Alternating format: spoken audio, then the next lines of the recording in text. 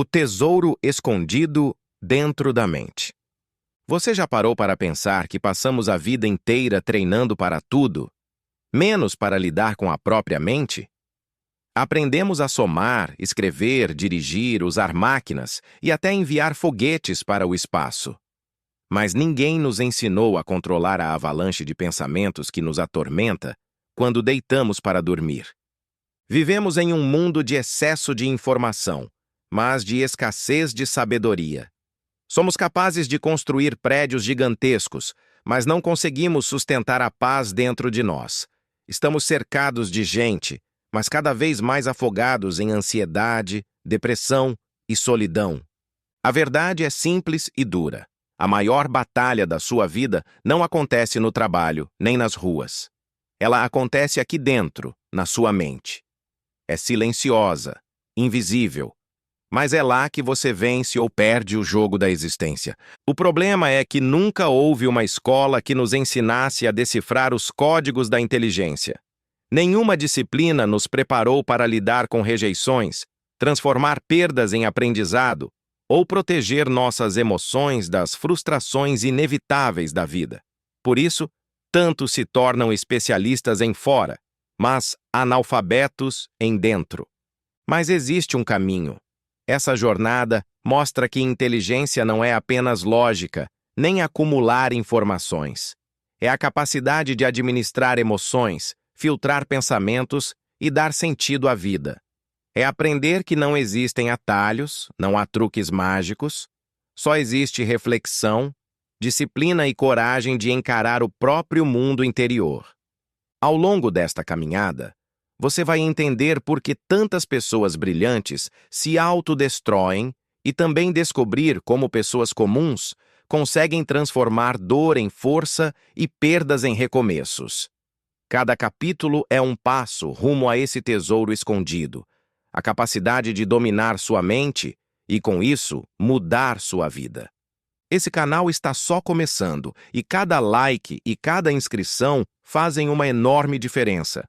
Se esse conteúdo já despertou algo em você, apoie o canal agora, curta o vídeo, se inscreva e compartilhe com quem também busca crescer.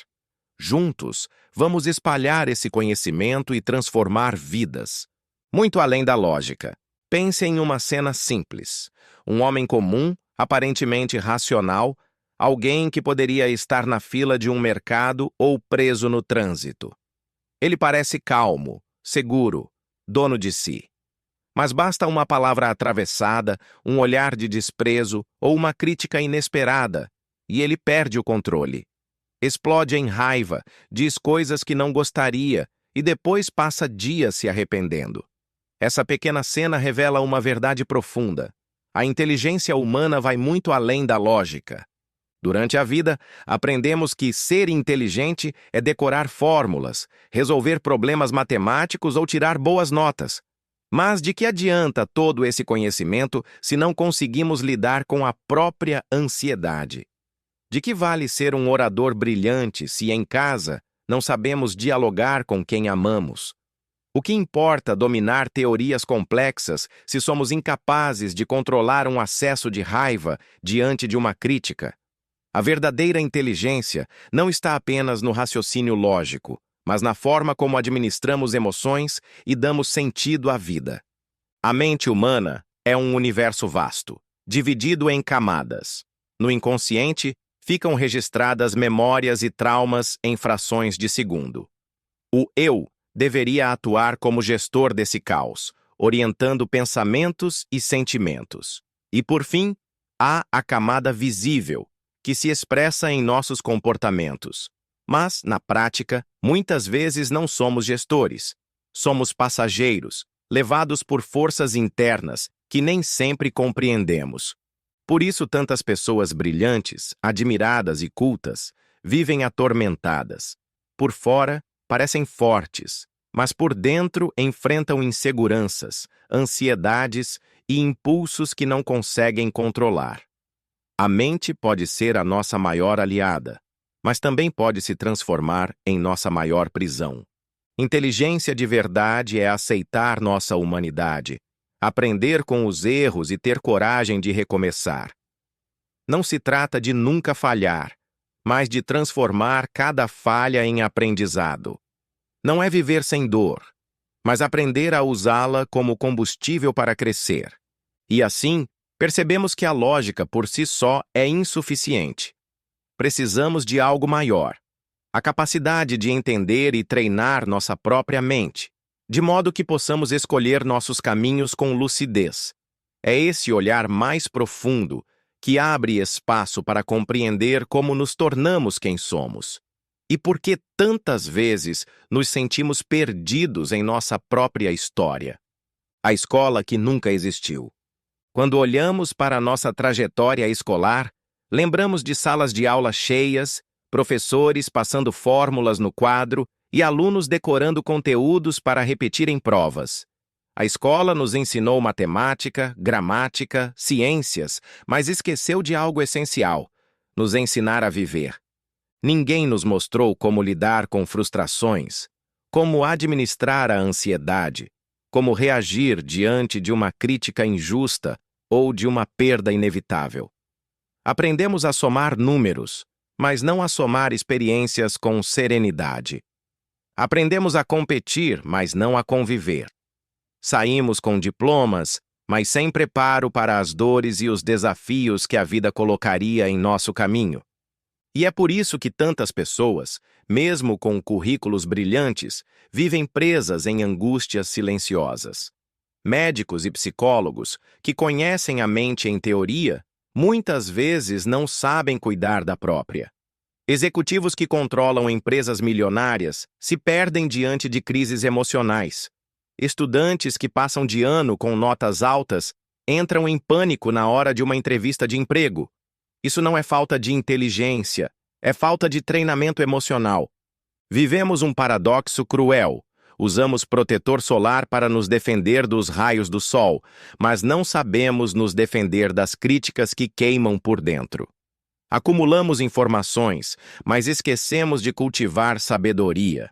Somos capazes de formar profissionais de ponta, mas falhamos em formar seres humanos equilibrados. Agora, imagine como seria se tivéssemos aprendido desde cedo a respirar fundo antes de reagir, a enxergar os erros como parte natural da vida, a nos colocar no lugar do outro antes de julgar. Talvez nossa sociedade fosse menos ansiosa, menos intolerante, menos agressiva. Talvez houvesse mais diálogo, mais empatia, mais humanidade. Mas essa escola nunca existiu, e como ela não nos foi oferecida, cabe a cada um de nós aprender sozinhos o alfabeto invisível da mente. É nessa jornada que começamos a descobrir que o equilíbrio emocional não nasce do acaso, mas de escolhas conscientes, praticadas dia após dia. Não há mágica. Muitas pessoas acreditam que a transformação pessoal pode acontecer como num passe de mágica, como se houvesse uma fórmula secreta capaz de apagar dores, curar feridas emocionais e trazer equilíbrio em questão de dias. Mas a realidade é bem diferente. Não há mágica. Não existem atalhos quando o assunto é amadurecimento interior. A mente é um território complexo, cheio de memórias, emoções e registros que influenciam silenciosamente nossas escolhas. Quem não aprende a cuidar dela, cedo ou tarde paga o preço. Pense em quantos homens e mulheres acumulam conquistas por fora. Riqueza, status, reconhecimento, mas por dentro vivem em ruínas. Um empresário pode vestir milhares de pessoas com suas lojas e ainda assim não saber como vestir a própria psique. Pode encher cofres de dinheiro, mas falir naquilo que mais importa: a paz interior. O corpo avisa: dor de cabeça frequente, ansiedade constante, insônia, crises de estômago, são sinais de que a mente está sobrecarregada. Só que, em vez de aprender a administrar esse patrimônio invisível, muitos continuam empurrando a vida, cuidando do carro, da casa, do trabalho, mas ignorando o bem mais precioso: o equilíbrio mental. Assim como o ourives precisa de ferramentas para lapidar um diamante, nós precisamos de códigos para lapidar nossos pensamentos. Não se trata de truques instantâneos, mas de disciplina, de escolhas diárias, de um processo de treino. É repetir pequenos hábitos até que eles se tornem parte de quem somos. A vida não se resolve com milagres. Ela se resolve com responsabilidade. Somos nós que decidimos se a mente será nossa aliada ou nossa maior inimiga. E cada decisão diária, por menor que pareça, nos aproxima da liberdade ou da prisão interior. Aceitar que não há mágica é libertador. Isso significa que não precisamos esperar por milagres distantes ou fórmulas prontas. O poder da mudança já está em nossas mãos, no jeito como interpretamos a realidade, no modo como escolhemos reagir, no esforço de recomeçar sempre que for necessário. E é nesse ponto que surge uma nova questão. Se não existem truques, será que esses códigos da mente pertencem apenas a alguns poucos iluminados? Ou será que todos nós, sem exceção, carregamos dentro de nós as mesmas ferramentas para crescer? Os códigos são universais. Quando aceitamos que não existem truques mágicos para transformar a mente, surge uma nova dúvida. Será que esses códigos da inteligência são privilégio de alguns poucos ou fazem parte da experiência de todos nós? A resposta é clara. Eles são universais. Pense em dois mundos opostos. De um lado, um pajé em sua tribo, rodeado pela natureza, vivendo em contato com tradições ancestrais. Do outro, um executivo em um arranha-céu moderno, cercado por tecnologia, comandando negócios milionários.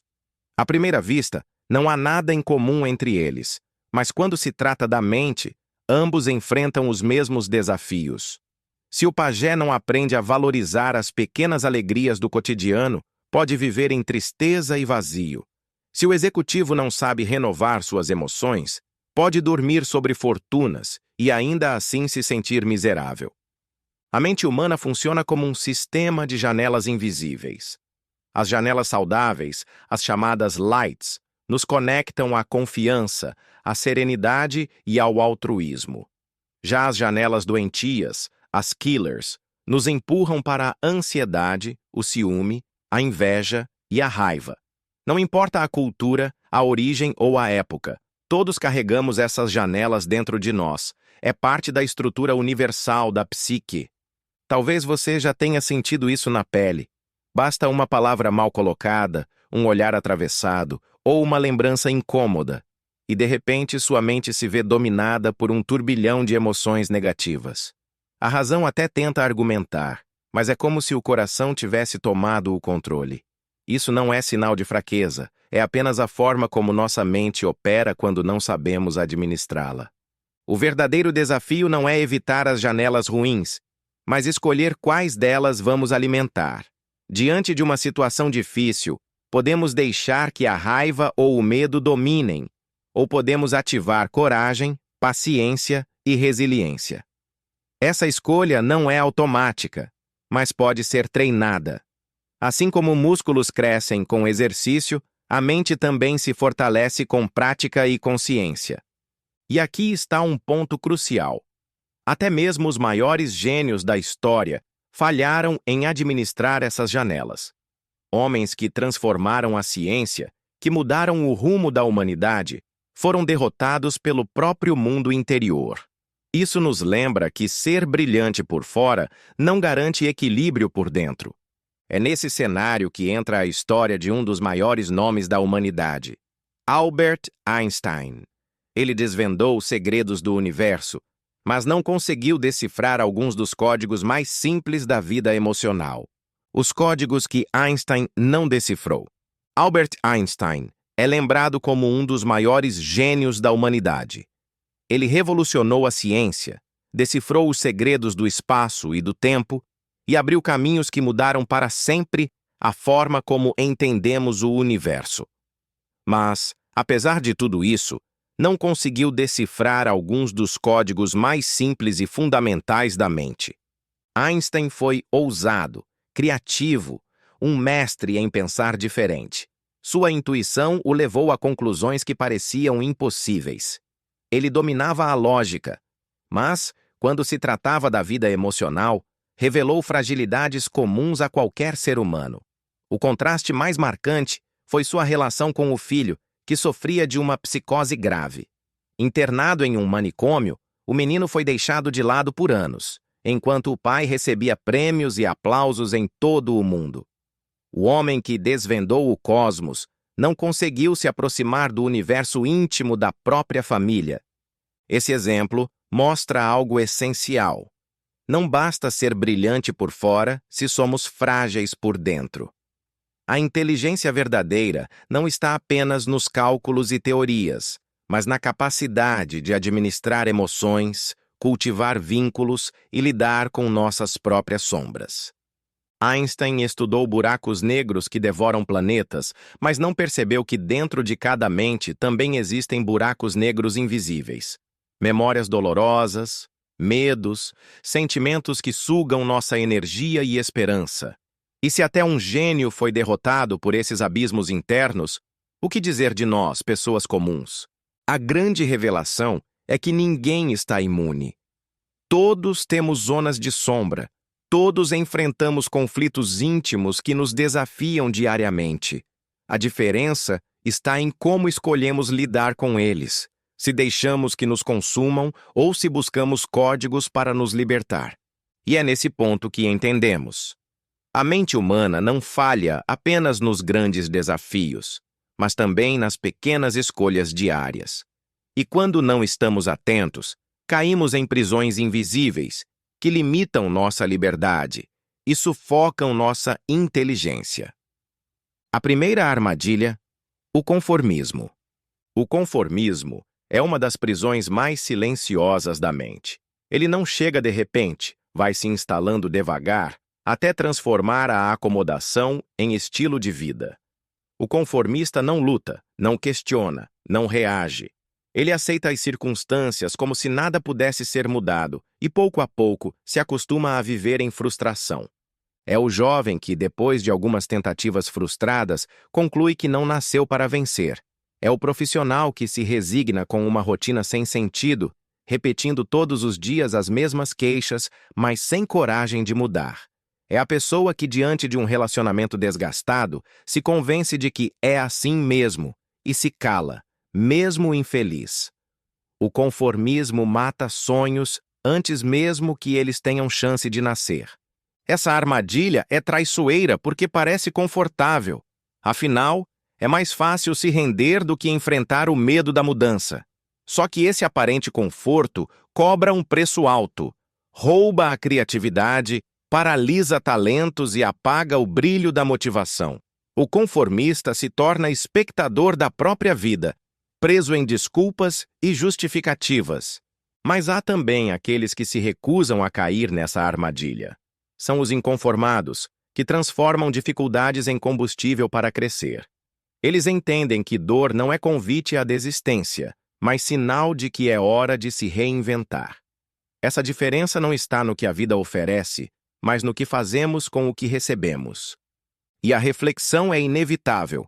Quantos projetos você deixou de lado por acreditar que não daria certo?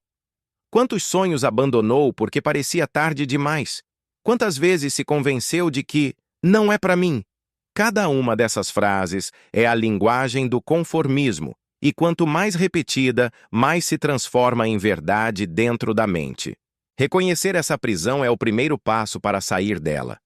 Porque viver conformado é existir pela metade, enquanto viver inconformado é escolher, todos os dias, escrever a própria história. Se você chegou até aqui, é porque está buscando transformação. Esse é o momento perfeito para apoiar nosso trabalho. Deixe seu like, se inscreva no canal e ative as notificações. Assim você ajuda esse projeto a crescer e garante que não vai perder nenhum episódio dessa jornada. A segunda armadilha, o coitadismo. Se o conformismo já limita a vida, o coitadismo vai ainda mais fundo. É quando a pessoa não apenas aceita a dificuldade, mas se define por ela. O sofrimento deixa de ser algo a ser superado e se torna identidade. O coitadista veste a capa da vítima e passa a acreditar que nada depende dele. Esse comportamento se revela em frases repetidas. Nada dá certo para mim.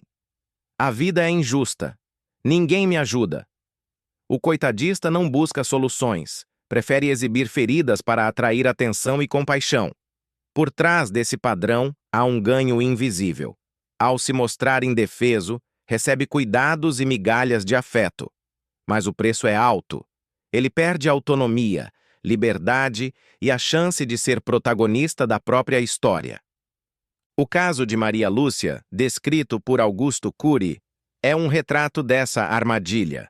Mesmo rodeada de cuidados, mergulhou em queixas intermináveis, transformando cada gesto em motivo para reforçar sua autopiedade. Sua dor real se misturava ao hábito de se manter no papel de vítima. E quanto mais os outros tentavam ajudá-la, mais ela se afundava no mesmo padrão. O coitadismo não se limita a casos extremos. Muitas vezes se esconde em pequenas atitudes. Pessoas bem-sucedidas podem carregar em silêncio a convicção de que são injustiçadas. Podem até ser fortes em público, mas alimentam vitimismo em aspectos íntimos da vida. Isso cria uma contradição. Aparentam força, mas vivem presas em pensamentos que as enfraquecem. Essa armadilha é perigosa porque paralisa. Enquanto o conformista desiste por comodidade, o coitadista desiste por acreditar que o mundo inteiro está contra ele. Ao viver assim, não percebe que o maior inimigo não está fora, mas dentro de si. E a verdade é que todos nós, em algum momento, flertamos com essa prisão. Quem nunca pensou, ninguém me entende, ou só eu sofro desse jeito? A diferença está em quanto tempo permanecemos nessa posição. Se deixamos a autopiedade crescer, ela corrói a esperança e nos impede de recomeçar.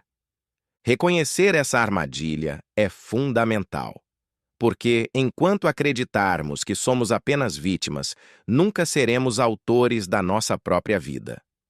A terceira armadilha: o medo de reconhecer os erros. Poucas coisas revelam tanta maturidade quanto a capacidade de assumir os próprios erros. Mas, para muitos, esse gesto simples parece impossível. O medo de admitir falhas é uma das armadilhas mais silenciosas e destrutivas da mente.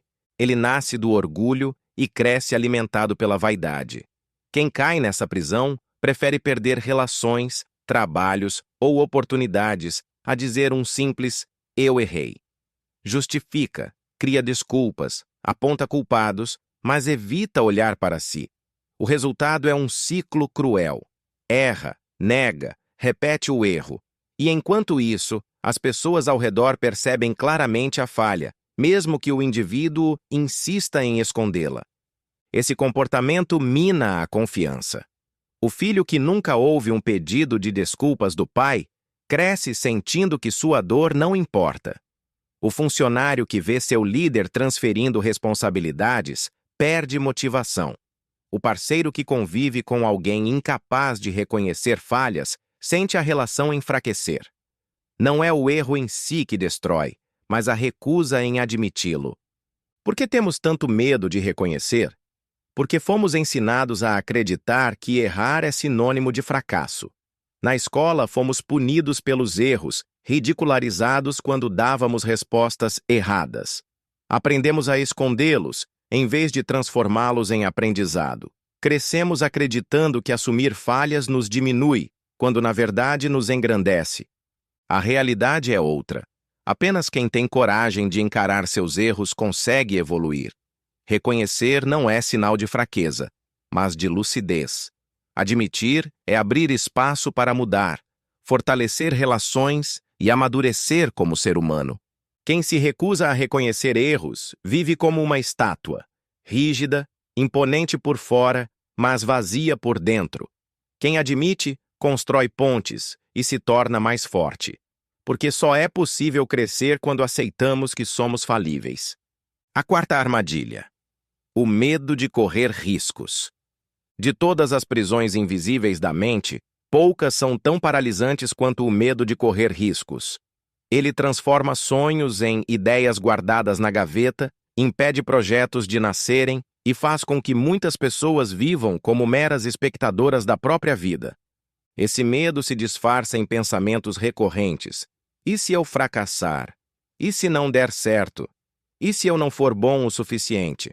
Perguntas que parecem cautelosas, mas que na prática paralisam. O jovem deixa de enviar um currículo por medo da rejeição. O artista esconde suas criações para não ser criticado. O profissional não se lança em novos desafios porque prefere a segurança do conhecido. Assim, pouco a pouco, a vida se transforma em uma sucessão de oportunidades perdidas. A ironia é que quem não arrisca também fracassa. Ao evitar a queda, perde-se o voo.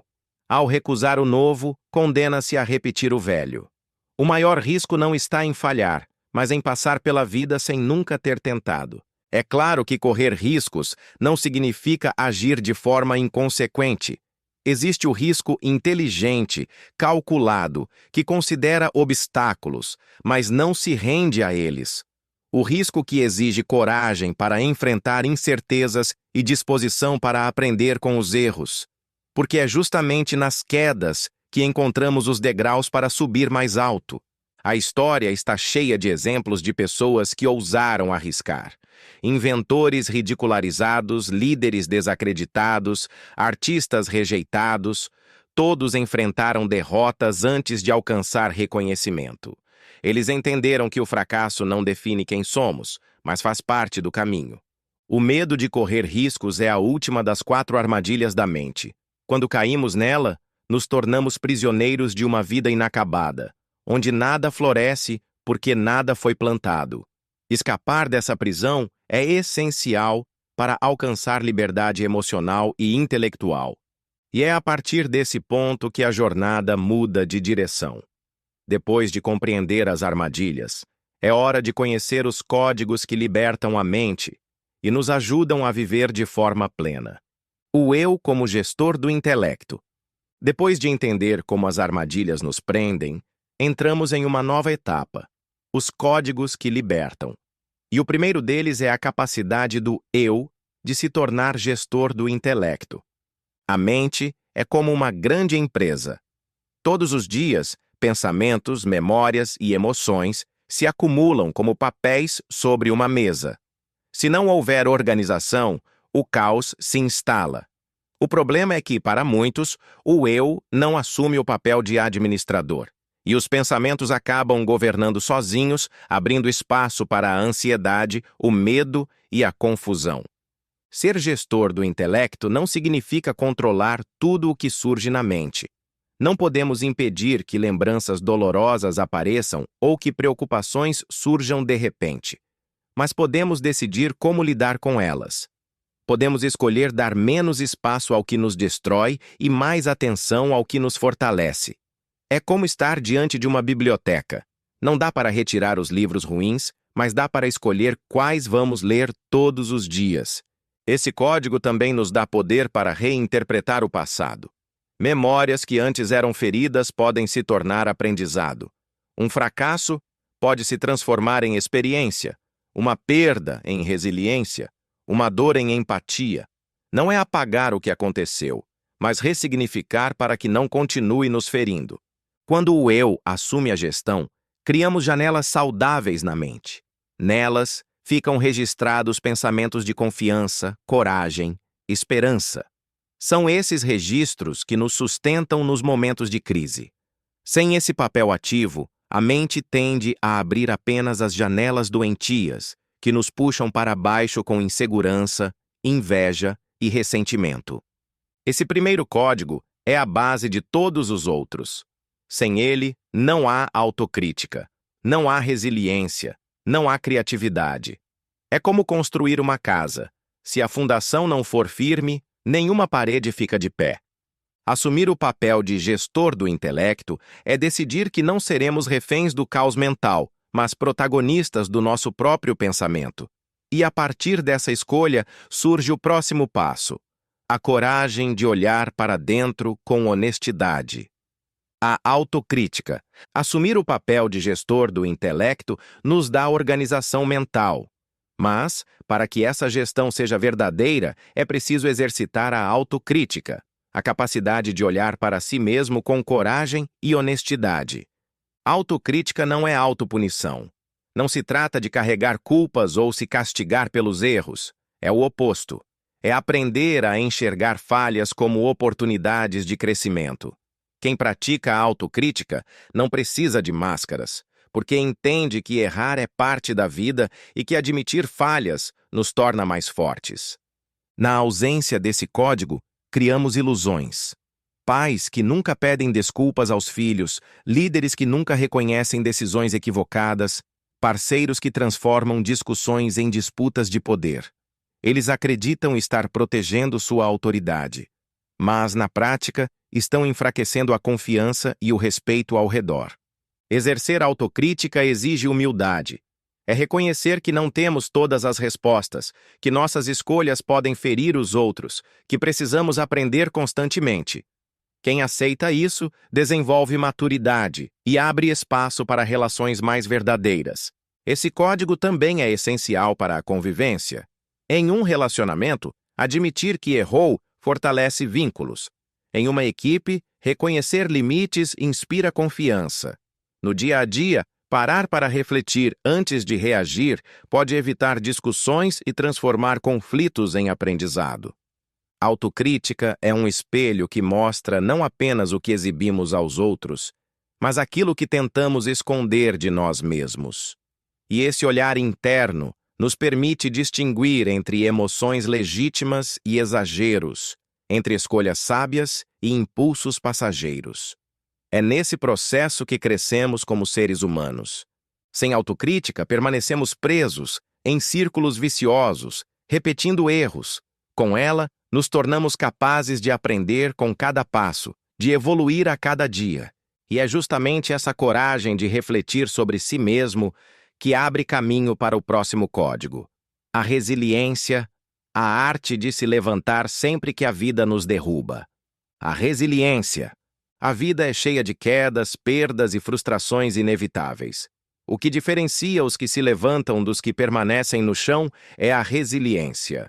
A capacidade de suportar, se adaptar e renascer em meio às dificuldades.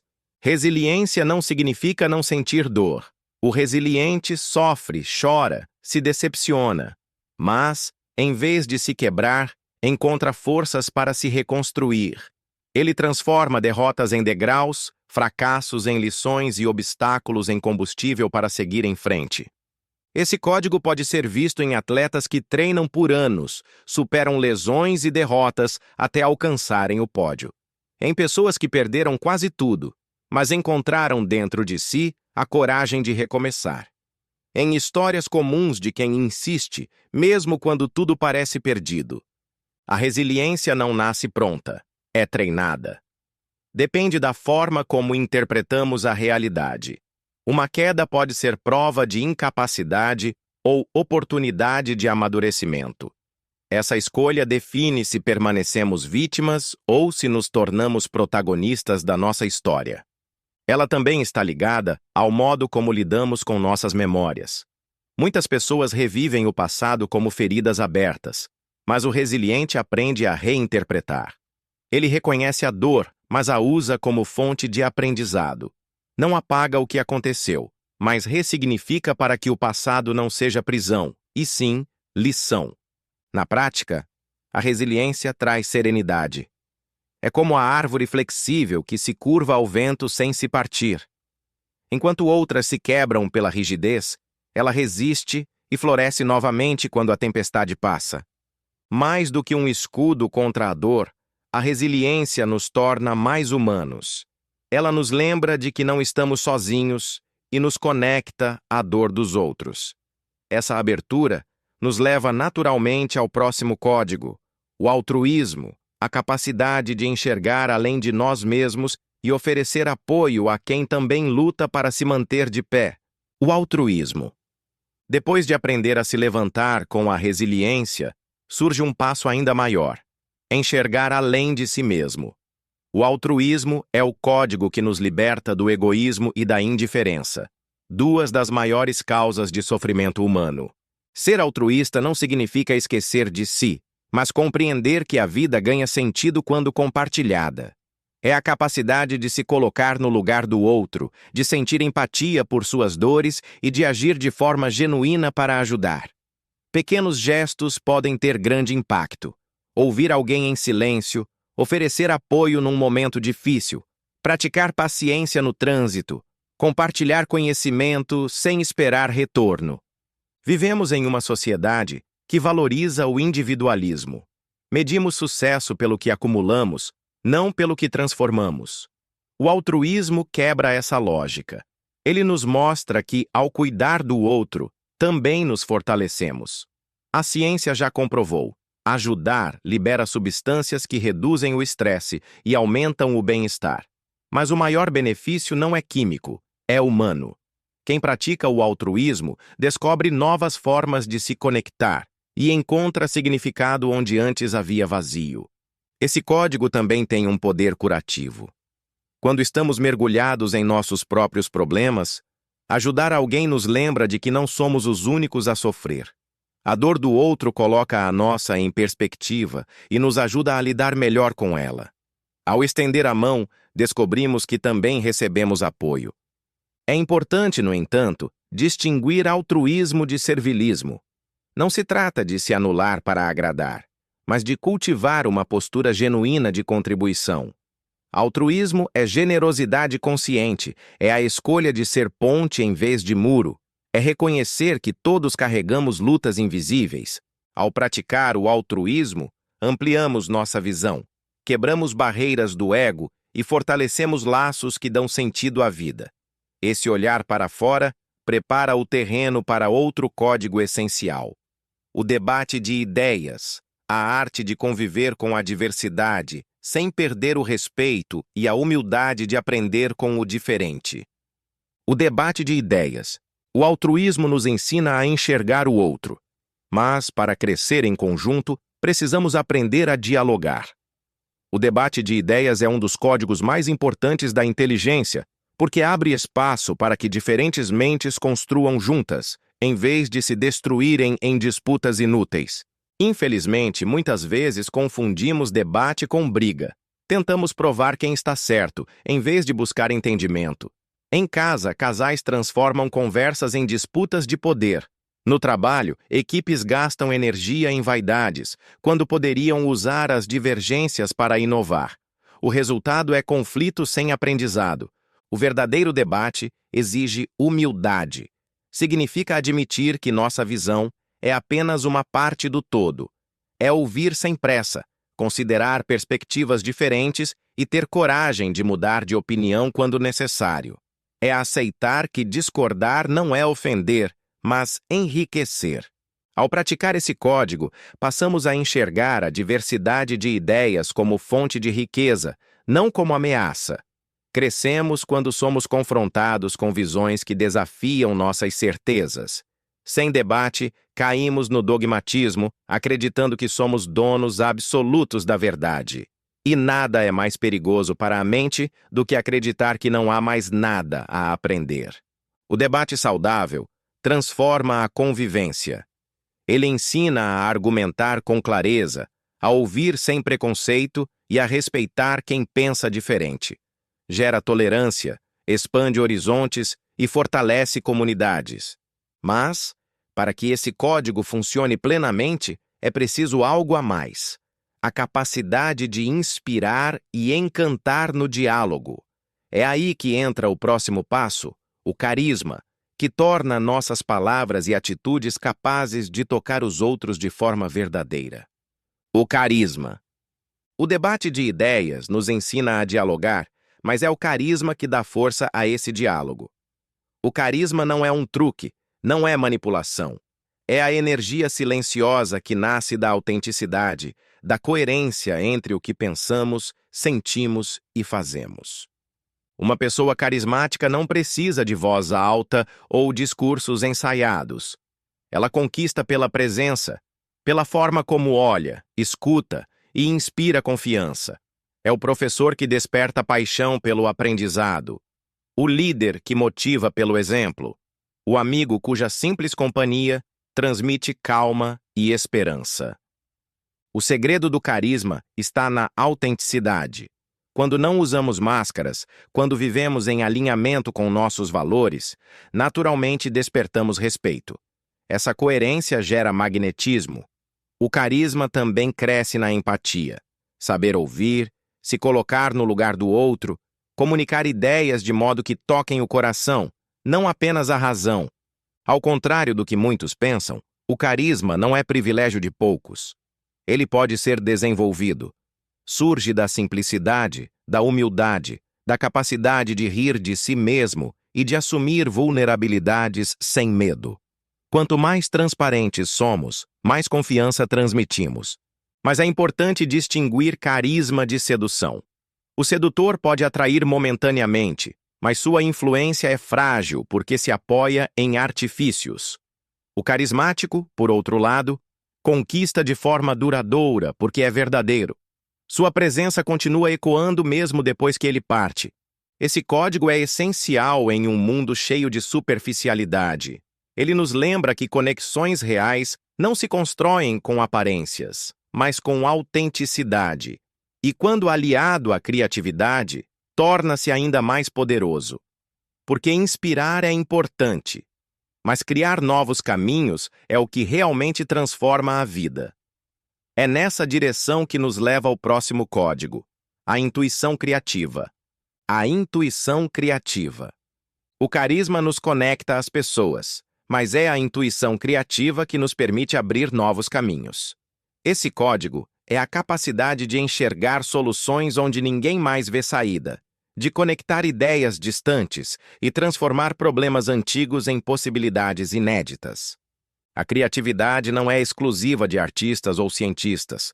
Todos nós carregamos esse potencial, mas muitas vezes ele fica sufocado pelo excesso de regras, rotinas e pressões.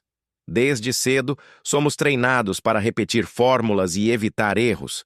Só que a intuição criativa nasce justamente da ousadia de tentar o inesperado, mesmo correndo o risco de falhar. Grandes invenções e descobertas surgiram assim, em momentos de abertura, quando alguém ousou pensar diferente.